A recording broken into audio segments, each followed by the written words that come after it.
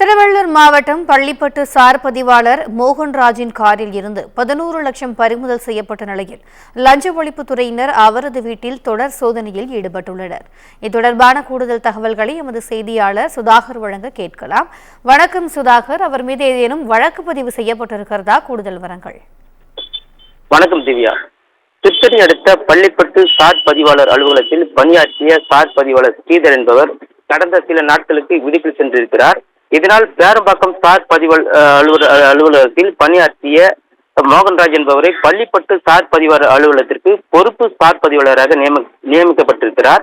இந்த நிலையில் கடந்த சில 3 நாட்களில் பள்ளிப்பட்டு பகுதியில் அலுவலகத்தில் பணியாற்றி வந்ததாக கூறப்படுகிறது. இந்த நிலையில் நேற்று மோகன்ராஜ் கணக்கில் வராத பணத்தை 11 லட்சத்தை தனது காரில் எடுத்து செல்வதாக திருவள்ளூர் லஞ்ச ஒழிப்புத்துறை போலீசாருக்கு ரகசிய தகவல் கிடைத்திருக்கிறது. தகவல் அறிந்து திருவள்ளூர் லஞ்ச ஒழிப்புத்துறை டிஎஸ்பி ராமமூர்த்தி தலைமையில் லஞ்ச ஒழிப்புத்துறையினர் போலீசார் சம்பவ இடத்தில் சென்றிருக்கிறார்கள்.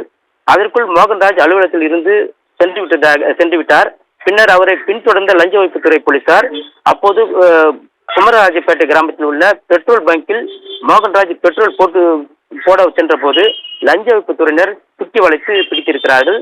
அப்போது காரில் சோதனை செய்த போது கணக்கில் வராத ரூபாய் 11 லட்சம் ரொக்க பணம் இருந்ததை கண்டுபிடித்திருக்கிறார்கள்.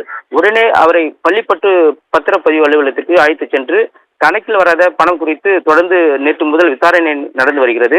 இதனைத் தொடர்ந்து இன்று காலை முதல் திருவள்ளூர் அடுத்த கீழ்நலத்தூர் கிராமத்தில் உள்ள மோகன்ராஜ் வீட்டில் 10க்கும் மேற்பட்ட லஞ்ச ஒழிப்புத்துறை போலீசார் தற்போது சோதனையில் நடத்தி வருகிறார்கள்.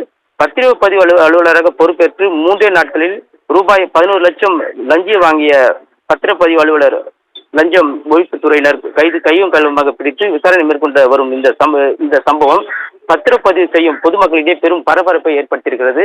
தொடர்ந்து தற்போது மோகன்ராஜை கைது செய்து தற்போது விசாரணை என்பது நடைபெற்று வருகிறது. திவ்யா,